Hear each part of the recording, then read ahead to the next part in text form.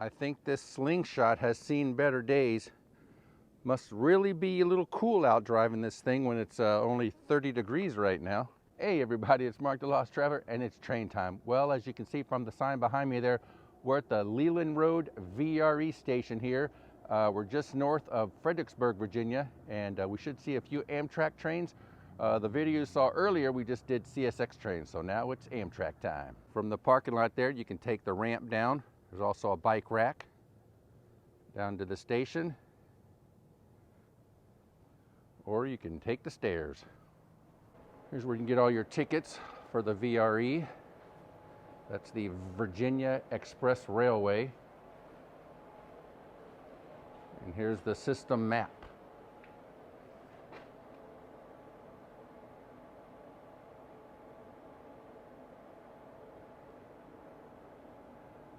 And we are right there at Leeland Road.